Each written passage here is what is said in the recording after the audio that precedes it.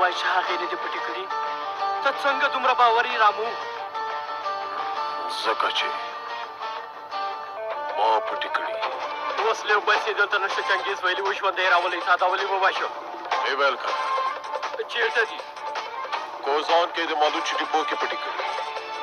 سیحان چا چې سره اړیکه نیولې وه هغه راته پیدا کړي وسلو پسې م کسان ولېږه هر چا چې پیدا کړو نو هغه ته $1,000,000 ورکوو ما اوس په خپل څښتن باندې خوله لګوله تر څو چې مینې وي وجلی نه مړ کېږم مه ډارېږه او رښتیا زما پلار سره لږ توپیر هم